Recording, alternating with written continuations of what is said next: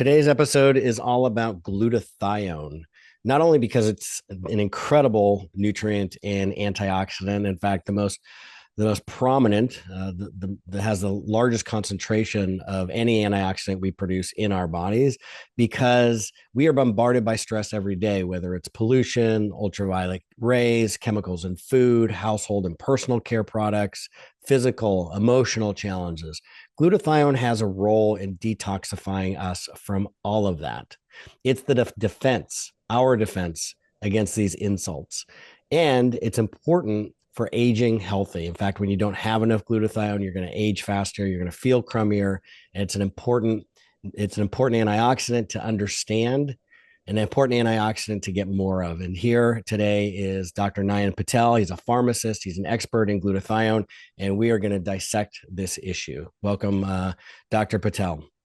Well, thanks for having me today. So why glutathione? I mean, that's an awfully narrow niche. To become an expert in one nutrient must mean that it's very special. How did you? It Why this is. one? It is special. And what you said earlier is where it is the most abundant molecule produced in the human body, has so much effects. I mean, you said a lot about an antioxidant, but it has multiple roles in the body above and beyond just antioxidant benefits. It has a major role in helping detoxifying your liver for known metabolites and chemicals that you're exposed to on a daily basis and heavy metals. And so it's, yeah, it has a profound impact. But my interest lied more into it because 140 years we have known about glutathione. We still never figured out how to get inside your intracellular levels of glutathione. And Because so, it's a very unstable molecule, right? It's sensitive to heat, it's sensitive to light. It gets degraded quickly if you try and take it, typically as a dietary supplement. I know in clinical practice, when I was taught to do, IV pushes of glutathione, we Mhm. had to put it into solution right before we were ready to do the IV push, and then put aluminum foil around the IV bag or the syringe because it's sensitive to light, and light would deactivate it. And yes to both, right? It's very sensitive. It is not stable molecule. But more importantly, even if you inject into your bloodstream, it never enters the blood cells. It stays in the plasma the whole time. And the plasma gets filtered by the kidneys every 5 to 15 minutes and basically pee everything out. And so when I first looked at it, I said, wait a second, how is it possible that we need so much glutathione, but yet there's nothing out there that can actually enter your intracellular levels? And so that's where my whole thing started 25 plus years ago.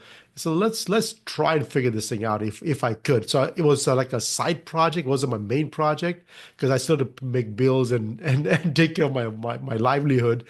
But on the side on a daily basis, I worked on glutathione as my molecule to work on. And you're a pharmacist by training. So did you learn about glutathione in pharmacy school? No, they don't teach you anything. They Yeah. don't teach you something they don't have a solution for, right? And in pharmacy school, only thing that we were taught was all pharmaceutical drugs that were available in the marketplace and see can we mix and match with the diseases. And that's the extent of our training. But we were not trained to think outside the box and solve problems. That's interesting because my understanding is that Tylenol, acetaminophen poisoning, it's the number one non-traumatic um, reason for liver failure. Non-traumatic Yes. meaning not somebody not in a car accident or some injury. The reason for liver failure in the United States is because of people are taking so much of this painkiller, this non-steroidal anti-inflammatory, and the reason why it damages the liver cells and creates liver failure is because it depletes the glutathione. Is that am I remembering that correctly? It's both, right? It's depleting the glutathione level because it gets used up pretty fast. But more than that, the chemical itself produces a lot of insults to the liver cells in the first place. And in fact, FDA has approved a product to deal with it. It's called mucomyst in the hospital setting. What it is, it's an N-acetylcysteine, which is a amino acid that is used to conjugate and make your own glutathione. Right. So there are natural ways our body makes glutathione. NAC is Yep. one way. I saw a study years ago. Whey protein powder can increase glutathione levels. Cysteine. Yep. What it's a sulfur containing molecule. It's a So cysteine, it's a thiol group. Cysteine is a thiol yeah. group. So it has sulfur component in there. It's not a sulfur drug, but cysteine is one of those, the three amino acids required: cysteine, glycine, and glutamine. Cysteine is something that you don't find in your foods all the time. So that's always the lowest concentration available to the human body. So if you eat cysteine-rich foods, you're always going to be able to produce enough glutathione for your body. And what are some cysteine rich foods? I have learned my lesson not to give advice on the diet plans. So what I tell everybody is that, hey, put in your favorite search engine or your AI robot, cysteine-rich foods, and you get your vegan choices, your vegetarian choices, your paleo, your carnivore, your omnivore, your Mediterranean, whatever, right? What I do suggest is that people should eat cysteine-rich foods on a daily basis, not once in a while. This is not, oh yeah, I have that once a week. No, this needs to be on a daily basis. So you gotta have multiple choices in there. Whey protein is great. But of course, you cannot eat whey's all the time, every single day. So you have to find variety in your diet that have cysteine components in there. So we talked about liver toxicity and Yes. glutathione as an antioxidant, the detoxification pathway. What else? Where else is glutathione helpful in the body? How is it working? Why should people, pay attention to this? So, uh, so until now, we had no idea its role on immune system. We had some idea as to that, hey, it can help increase cytokines to fight against diseases. But what happened was when we discovered a technology to actually deliver glutathione intracellularly for the first time, we did a human trial. We did a 30-patient human trial at the University in California over here, uh, a couple of years, 2, 3 years ago. And what we found out was that within 1 hour of taking glutathione or applying glutathione, there was a marked increase in the levels of glutathione. By the fourth hour, the oxidative stress markers, which is the malonaldehyde levels, MDA levels, were dropping within the first 4 hours. So the researchers took the blood of both the patients from a placebo group as well as the active patient groups. They took the blood and then they infected the blood with Mycobacterium infection. And as you know, Mycobacterium has no cure for it right now. It's one of the opportunistic infection that happens because of HIV. And so it was something that we were studying to see what impact would it have. And so we only had enough money to do one blood test to see what the levels are. So 3 days later, we measure all the immune markers, and what we saw was the interleukin 2, 12, TNF alpha, interferon gamma. They were all sky high in the patient's blood. There was that had glutathione and Mycobacterium infection against placebo. And so what we found out was that, and by doing so, the test tube which was labeled as 1 hour post application of glutathione, that test tube saw a reduction in the mycobacterium load in the blood. So what And do those cytokines tell you? Those IL interleukins, tumor necrosis factor alpha. What did that indicate? Because a lot of people listening to this may not understand what that means. the indication was that when your body has infections or body has pathogens, with the help of glutathione, you can reactivate all those cytokines that are actually attacking those pathogens to get rid of them. And So you're just helping build up your own immune system. fantastic. And are there any human studies that look at either prevention of infections or quicker, faster recovery times, So we less have severe not symptoms, anything like that? So we have not done human trials for that, but that's where my book comes into play, The Glutathione Revolution, because over the 14 years of my research, we have numerous case studies that we have come across. This was even before we launched the product to the open public. We were studying with the physicians all over the country, trying to figure out, say, hey, can he help with shingles? Can he help with the influenza? Can we help even during the COVID time? That was a big blow to us because there was so many people suffering, but we couldn't get to everybody. But anyway, so we have done over the years some of those things and trying to see if there's any positive impact. And sure enough, that's how we we basically knew that this may have an impact on mycobacterium infection because we saw positive impact on viruses in the past. Got it. You mentioned your product several times now. Tell me about that and why it is, what is unique about it. So the product is okay. Forget about the product. Let's just talk about the technology first, because that when people hear the technology, that's what they want to grasp to. My first goal as a pharmacist was to stabilize glutathione. As you said earlier, it's very unstable. My first goal is to stabilize glutathione in a room temperature in a water-based system, which we achieved fairly quickly. It took us about 3 years to do that part. We use a dextrin technology to basically twist the molecule, compress the size. Once it compresses the size, none of the parts are available to the air, and so nothing is oxidized pretty fast. So we were able to do that very, very quickly, about 2 or 3 years later. And so we got that one done.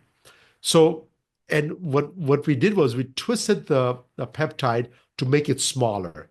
And by doing so, we reduced the particle size. So for the very first time, we were able to get through your skin, which is a physical barrier. I thought that was a major breakthrough for me, but what I found out was that wasn't big enough. The big enough breakthrough was how to get to the cell wall. The cell wall is a chemical barrier.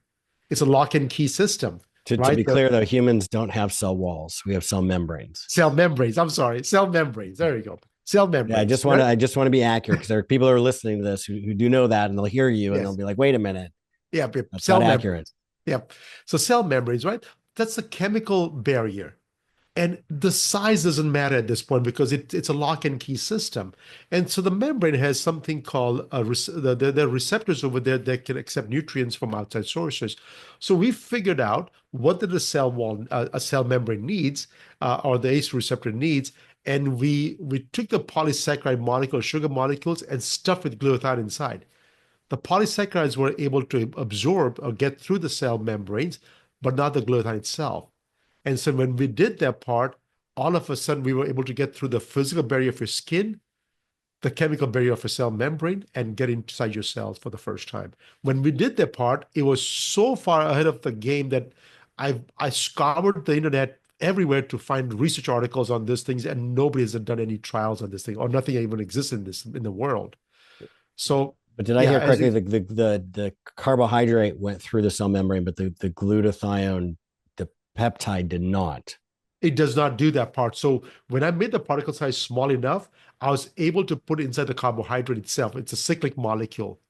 So when we stuffed it inside, it's like a Trojan horse. We were able to get through that system using a carbohydrate to get inside your cell membrane And then it releases. So then the glutathione does pass through with it. It's transported with it inside, carried inside, and then it's carried released inside. inside. Now, the body can spit it out. The body, if it doesn't like it, can spit it out. But this is something the body uses on a regular basis. So the body was able to use it up right away. And So how does it? Let me just ask some technical questions because I yes, go find ahead. this fascinating. So I'm assuming that it goes through the cell membrane through passive diffusion. Is that correct?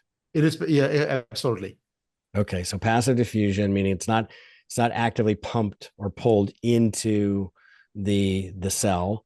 So once it's inside the cell, it sounds like that carbohydrate encapsulated glutathione is stable in it must be various pHs, the pH of the blood, in with various other chemicals around.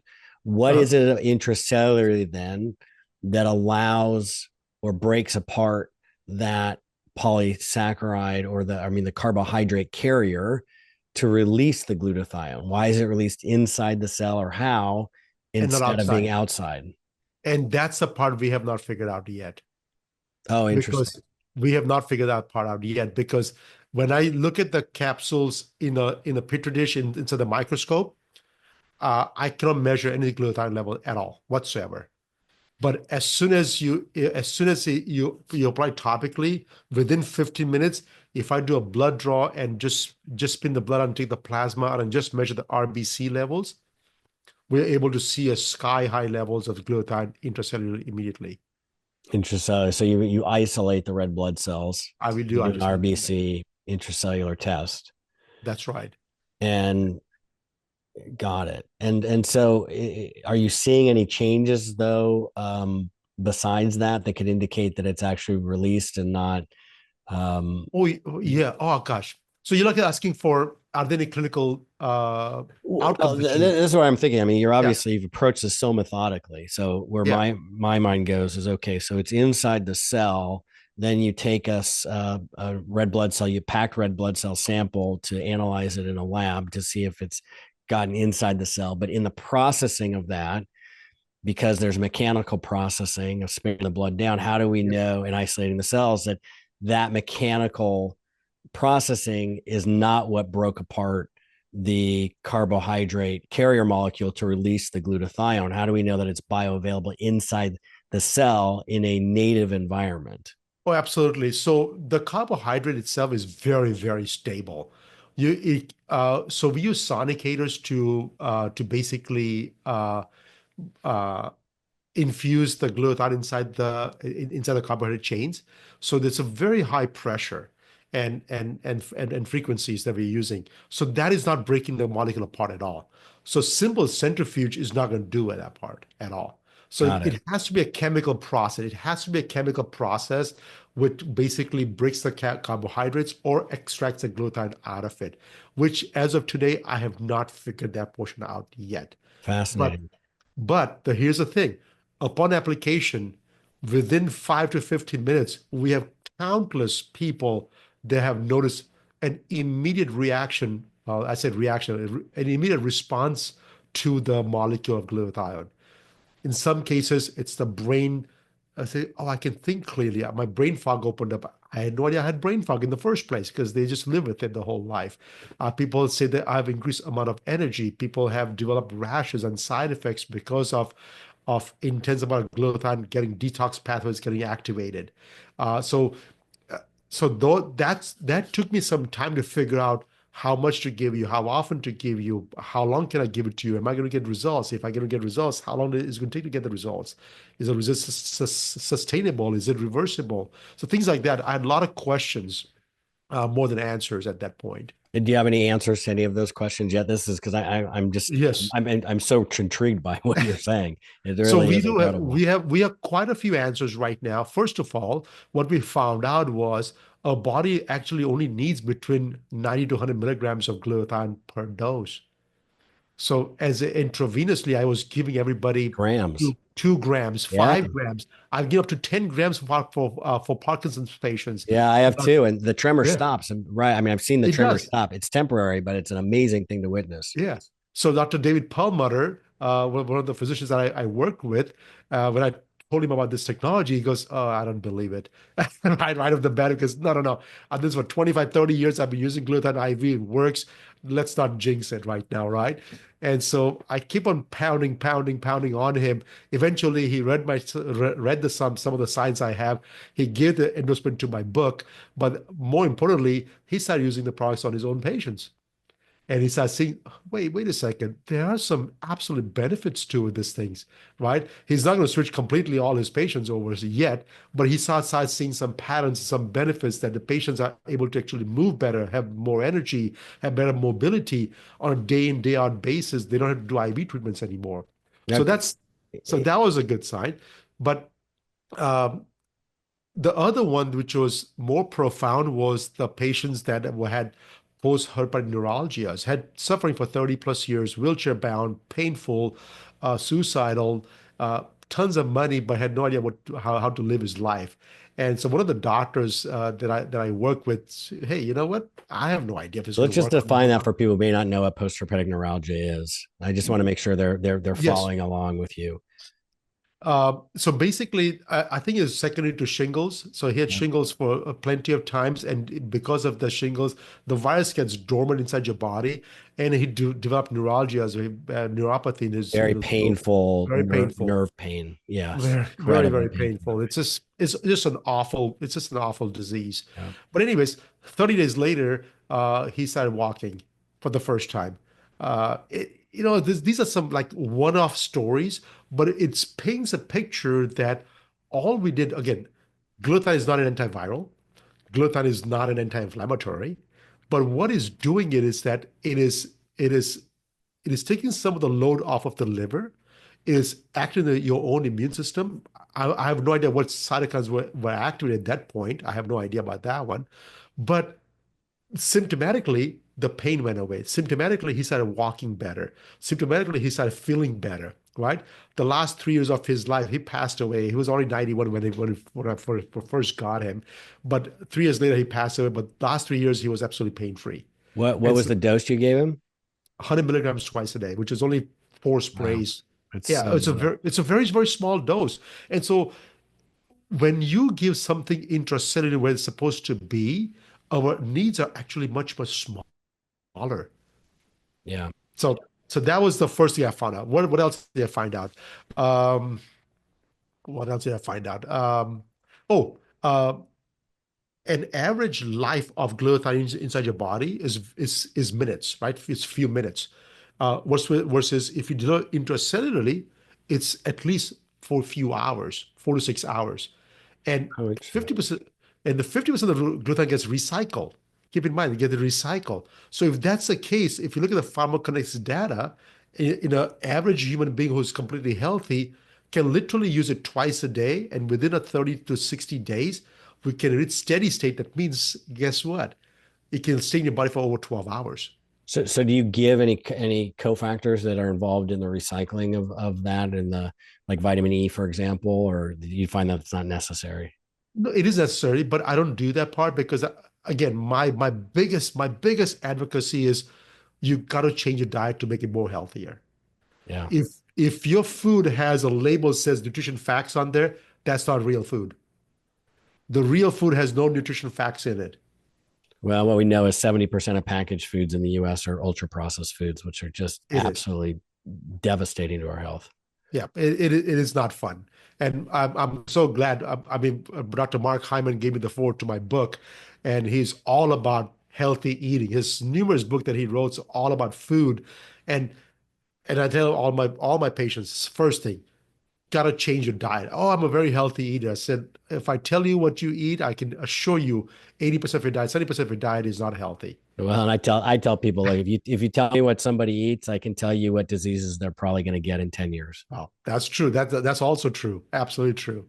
Yeah. And right now, also, what's concerning about our food system is how depleted the conventionally a lot of these foods are, especially the processed foods and vitamins and minerals and those nutrients that are the building blocks, not just of glutathione, but of muscle and of all of our pathways for neurotransmitters. And I mean, just across the board, it wreaks havoc on our biochemistry.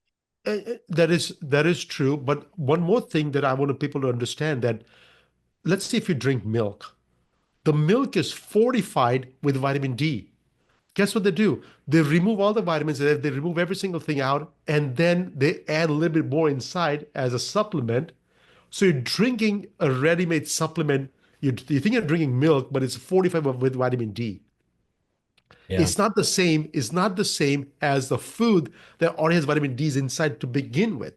Well, and also even organic milk. I mean, conventional milk has been shown to have pesticides and Yeah, viruses and bacteria and other contaminants, and even organic milk, very similar. So you're not just getting the milk, you're getting a lot of other stuff your body just cannot process. exactly. So I just want people to understand if you're going to eat fortified foods, like fortified with vitamins, like cereal box, fortified with all these different vitamins. I mean, it is junk food. To me, it's junk food. Fortified vitamin C, orange juice. Come on, really? Yeah. No, I agree. I agree. Yeah. So with the glutathione, you've seen, okay, Parkinson's is one area that, you've seen some good benefit for a patient. Anything else that you've happened to have worked with or I seen? have so I have worked with a lot of patients, a lot of doctors that does genetic testings, gene Mhm. mapping studies, and gene SNPs. Very small subset of people have GSTM, GSTP, GGT, GST enzymes deficiency or mutations where they cannot conjugate make their own glutathione. These patients are going to have a profound impact in their life within a day or two. They don't have to wait for months. Within the first day or two, they're going to have a profound impact. But just keep in mind, just because you have the gene mutation, you don't have the gene expression. So if the gene is expressing, yes, you have profound impact. If you just have the mutations, maybe it's dormant. So you may have no impact on it as well. Yeah, So I think that's an important point that I like to tell people, that just because they have a gene that may predispose them to a certain that's right. condition or not being able to produce or metabolize certain nutrients, it doesn't mean that that's happening. It just gives you a higher probability. I mean, there are That's right. some conditions where, it is definitely happening. And, if you've got, both alleles have that mutation in it. But I think that what's most important here for me in terms of the listeners and this conversation is understanding that, look, there are situations where doctors are testing these genes, Mhm. and if somebody knows that they've been tested and they have this allele, what I find a lot of times when doctors are testing these genes and they see them, they don't necessarily know what to do with that information. and and True. and, and that's a real challenge, because it does get complicated. And what you're saying is that, look, you can have that predisposition, you may need glutathione, you may not. Is there a way for somebody to know whether or not they need it? So you know what? We have done so many blood tests, so many different types of markers to figure these things out, but they're all over the place.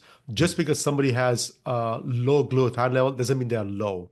Somebody may have high glutathione level, that doesn't mean they're high or they're normal, right? So it's all over the place.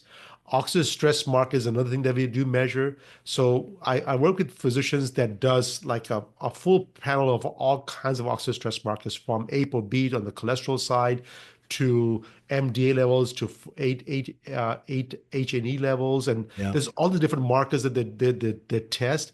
So for me, I want to check all metabolic markers. I want to see every single thing.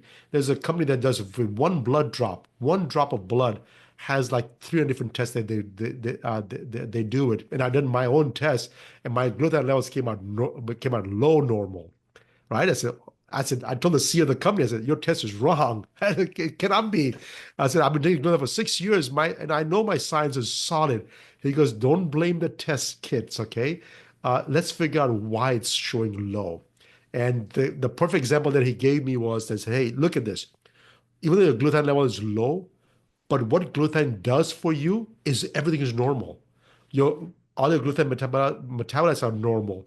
All your oxidative stress markers are below normal, like really, really low. So it's like if I give you $10,000 a month and your expense is $10,000 a month, 6 years from today or 10 years from today, what's how much savings you have? Zero, because you use up every single thing. But what you do have is all the stuff that the 10,000 a month can buy from you. So your house is full with all kinds of junk in there, right? And Yeah. so that's what he gave me the example, is that just because your levels are low doesn't mean they are actually low. That means they've been used up, and what it has done for you is keep all your other metabolic markers in check. And that's the best thing I can give it to you. So blood tests, even if it's low, don't jump and start taking products. Even if it's high, don't go safe that, okay, I'm okay, right? Just do the right thing. I'll tell you, just do the right thing. Eat your cysteine-rich foods. If you're over the age of 30 or 35, I believe that most people have low levels of glutathione to begin with. It's not that the levels are low; it's that your needs never change. Your oxidative stress never decreases. It always stays a constant or increases as you age. And so there's always a need to supplement a little bit. And in my research, I found out that 100 milligrams, which is 4 sprays, is plenty for most people. I personally use 12 sprays twice a day, but my oxidative stress levels are very high. I travel the world, I speak all over the country, and I'm always traveling. So this aluminum chute that I travel in has no protection for me. So my stress is pretty high, and so I do use more. But when I'm home, I will reduce my usage down to just 4 sprays twice a day. So without the testing, somebody's not necessarily going to do that. Right. At least on their own, they might, but most people aren't. Clinically, or their symptoms, what are things that somebody might be experiencing in their day-to-day life, or how they're feeling, that could give them a clue that this might be helpful? So what I found out was anybody under the age of 30, the body has enough enzymes and ATP, everything to make your own glutathione, plenty of it. You should not consider supplementation at all. In fact, just change your diet and change your habits, and you should be 100% fine, no problem whatsoever.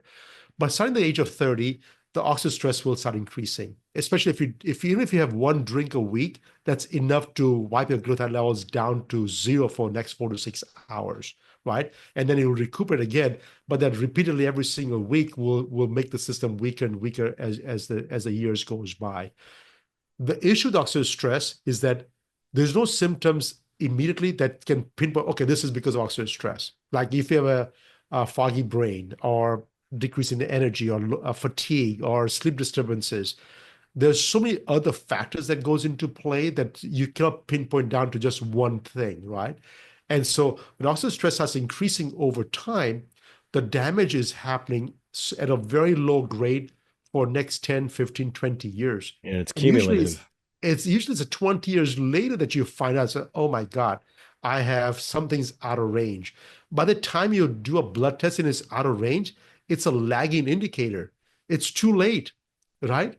Because your body will adjust and it will bring you back to homeostasis every single day. There's no blood test for that. But once Right. something's out of range, that means the body has stopped bringing back to homeostasis, and now something is out of range. And something's out of range, or something is a little bit off. It's still not out of range yet until a few more years goes by. And so my thinking was always that do the right thing, diet first. If you're at the age of 30, 35, 40, for sure, consider using some glutathione supplementation to bring your levels up. By the way, this is the only product that can, in fact, if you take too much of glutathione, will give you immediate side effects. Immediate. That means it gives you rashes, gives you stomach cramps, gives you headaches, gives So you you're saying this is the diarrhea. only one that does not do that. This one will do that immediately. Yours will. Yes, because it So is it'll tell getting you if you're getting too much. It'll too get much. you can sort of Exactly. people can kind of modulate their dose based on that. Is that Exactly. And then you bring the dose down at the next dose. and those side effects are because it's actually being absorbed. Is that correct? Exactly. It is getting absorbed. Now, the side effects, if it happens initially, like very first time you start taking the product, that is just detox reaction. So Yeah. bring it down and then slowly, slowly ramp it up again to back to 4 sprays twice a day. If the same symptom happened, let's say 2 months after you start initiate the treatment, that means you're getting saturated, you're getting too much. Bring it back down again. Got it. Because yeah, Fascinating. because people think, right? Most of them go to the physician and say, "Oh no, you can take 1,000 milligrams per day." No, please don't do that part. If you take 1,000 milligrams of my product, you're gonna have all kinds of reactions. What's the name of the product? Glutaril. It's just, I'm sorry, it's just Glutaril. uh, Glutyr, no, Taryl. Uh, Taryl. yeah, it's I'm a chemist, so Yeah, I yeah, just yeah. use a I like chemical it. name. I'm Gluta sorry. like glutathione, and yes. How can people find out more about the product and look at it, order it? Where can they learn more about you and your work? I mean, your website's fantastic. So where can they Oh, go? thank you. The website is aurowellness.com, aurowellness.com. Subscribe to the newsletter. I do spend a lot of time and energy on writing the newsletter.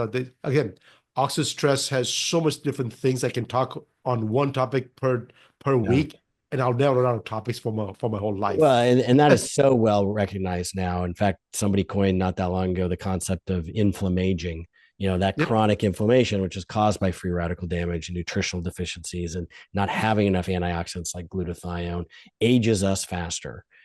So you are talking about something that is well proven, well understood, and you've developed something that sounds very unique and promising. So thank you for sharing that with us. Any last parting words to maybe something we didn't touch on or something you just want to leave the listener with? I think we touched on most of every single thing. Only thing I can share with you is my routine that I do because I have changed as a pharmacist. I don't take any drugs, I don't take any vitamins. Over the years, I have done something differently. I was 13 years ago, I used to take 30 pills a day and now down to maybe one a day at the most. And so I can tell you just what I do every day when I wake up. Just drink water, no food until 11 a.m. every morning, nothing until that time. And even that, I have my amino acids that I drink. I have my juices, the celery juice that I freshly squeeze out every day that I drink, but a very small meal.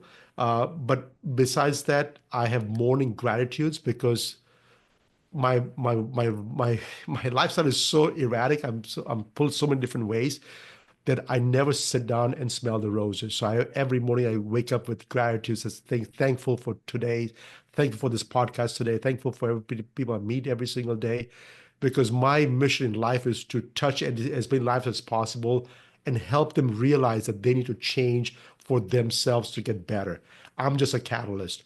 I have a product, but that's not the most important part. The most important part is I want to be a catalyst for everybody.